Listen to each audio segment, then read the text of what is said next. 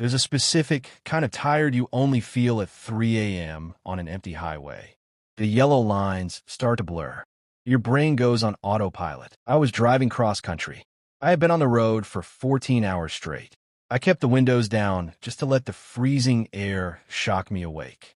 I hadn't seen another car, a gas station, or a house in over 100 miles. It was just me in the desert. Total, absolute isolation. That's when I checked my rearview mirror. Out of nowhere, headlights cut through the dark. They were moving fast. They rolled my bumper, high beams blinding me through the mirrors.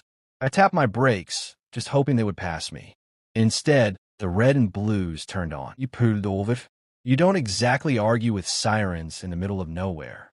I sat there for a second, my heart hammering against my ribs. But something was off. It wasn't a cruiser, just an old, beat-up sedan. I reached for my registration, my fingers fumbling in the dark. Then I heard the door creak open. A heavy, metallic sound. He stepped out. I expected to see a uniform, but he wasn't wearing a uniform. He was wearing a long, dirty coat. He didn't have a badge. He didn't have a radio. He just had a look in his eyes. Top, top, top. The sound echoed through the cabin like a countdown. He didn't ask for my license. He just leaned in and sniffed the air. You're a long way from home, aren't you? He rasped. That's when I realized. This wasn't a police officer. This was a predator. I slammed the gas pedal to the floor. The tires screamed against the gravel as I tore back onto the road. In the mirror, I saw him run back to his sedan. My speedometer hit 90, then 100. But his headlights were already back. He wasn't just chasing me. He was hunting me. He slammed in my rear bumper. The whole car swerved. I fought the wheel just to keep it on the asphalt. Then the worst thing possible happened. The fuel light clicked on. I was running on fumes in the middle of a dead zone. He pulled up right next to me on the left side. I looked over. He was laughing.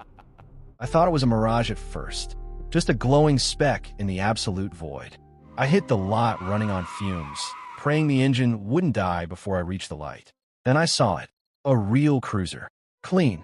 I looked back toward the highway. He didn't follow me into the light. He just killed his headlights and faded back into the dark. For the first time in hours, I let myself breathe. The nightmare was out there, and I was in here. My legs felt like lead. Every step toward that door was a fight against the adrenaline crash. The place smelled like stale coffee and salvation. And sitting right there at the counter, a real cop. I caught my reflection in the window, wide-eyed, pale, and shaking. I spilled everything. The rusty sedan, the coat, the way he laughed when I was about to die. They found his car the next morning, abandoned on the gravel shoulder. The deputy didn't write anything down. He didn't call in. He just stared at his coffee and got real quiet. You're lucky, he finally said. The things that hunt on that stretch of road, they don't usually let people go.